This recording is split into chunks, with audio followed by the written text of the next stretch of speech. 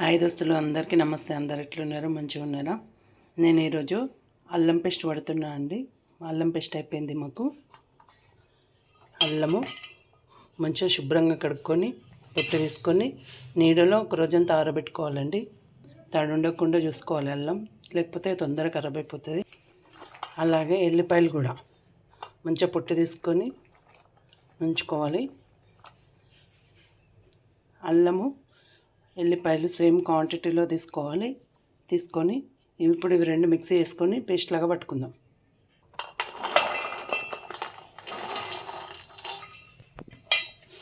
చూస్తారా, ఈ విధంగా రెండు ఇట్లా మిక్సీ చేసుకోవాలి. మిక్సీ చేసుకొని ఇప్పుడు వీటిలోకి తగినంత ఉప్పు,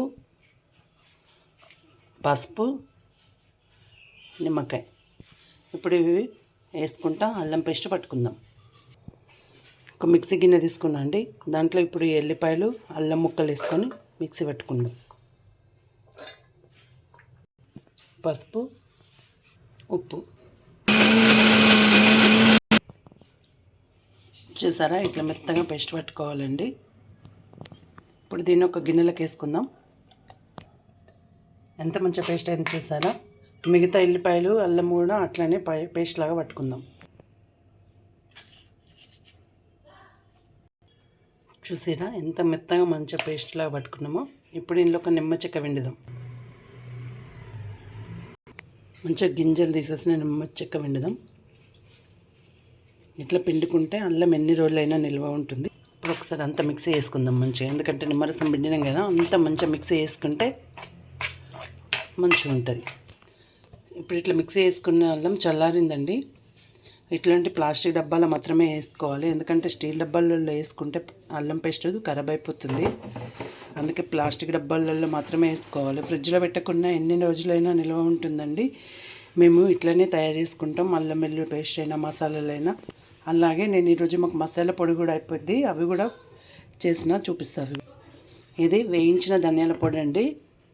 ధనియాలు మంచిగా చెరుక్కొని డ్రై రోస్ట్ చేసుకొని చల్లారినాక పొడిలాగా వేసుకోవాలి. ఇందులో కొన్ని బియ్యం కూడా కలుపుకోవాలండి. బియ్యం ధనియాలు వేయించుకున్నాక కొన్ని బియ్యం కూడా వేంపుకొని అవి ఇవి రెండు మంచిగా మిక్సీ పెట్టుకోవాలి. ఎందుకంటే కొంచెం టేస్ట్ వస్తుంది. కర్రీ కూడా పల్చగా ఉంటే దీనివల్ల చిక్కగా ధనం వస్తుంది. అందుకే కొన్ని బియ్యం వేసి వేపుకోవాలి. అలాగే పెద్దలు ఏమంటారంటే వట్టి ధనియాలు మిక్సీ పట్టుకోవద్దని అంటారు, పొడి పట్టుకోవద్దు అంటారు. అందుకే కొన్ని ధనియాలు కొన్ని బియ్యం కలిపి రెండు కలిపి మిక్సీ వేసాను. అలాగే వట్టి ధనియాల పొడి కూడా పట్టానండి, అది కూడా చూపి. ఇది వట్టి ధనియాల పొడి అంటే పచ్చి ధనియాల పొడి అంటాం మా సైడు, మా తెలంగాణ సైడు. ఇవి ఎండకు ఆరబెట్టాలి. ధనియాలు మంచిగా శుభ్రంగా చెరుకొని ఎండకు ఆరబెట్టుకొని వీటిని వట్టిని చల్లారినాక కొంచెం ఎండ నుండి తీసుకొచ్చి పొడిలాగా పట్టుకోవాలండి. దీంట్లో ఏం మిక్స్ చేయొద్దు. ఇది పచ్చి ధనియాల పొడి అంటాము. ఇది వేయించిన ధనియాల పొడి. ఇది అల్లం పేస్ట్. ఇవి ఎప్పటికి మాత్రం చేసి ఉంచుకుంటామండి. మేము బయట నుండి తీసుకొచ్చుకోము, ఇంట్లోనే రెడీ చేసుకొని ఉంచుకుంటాము. ఎప్పటికప్పుడు ఫ్రెష్గా రెడీ చేసుకొని కర్రీలలో వేసుకుంటాము. ఈ మూడు వేస్తే చాలండి, కర్రీ ఎంతో టేస్టీగా ఉంటుంది. ఇంకోటి మెంతి పొడి కూడా పట్టుకుంటామండి, మెంతి జీలకర్ర పొడి కూడా. అది కూడా అయిపోయింది, అది కూడా పట్టినప్పుడు చూపిస్తాను. ఈ 4 పొడులు మా ఇంట్లో ఎప్పటికి ఉంటాయండి. తెలంగాణ సైడ్ ఇవన్నీ మేము ముందే పెట్టించుకొని ఏ కర్రీలైనా యూజ్ చేస్తామండి. ఇది పచ్చి ధనియాల పొడి, ఇది వేయించిన ధనియాల పొడి, ఇది అల్లం పేస్ట్. ఏ కర్రీలైనా ఇవి కంపల్సరీ వేస్తామండి. ఇంకోటి మెంతి జీలకర్ర పొడి కూడా వేస్తాము. కర్రీ చాలా టేస్టీగా ఉంటుంది. ఇంకా మసాలాలు వేయకపోయినా కూడా చాలా రుచిగా ఉంటుందండి.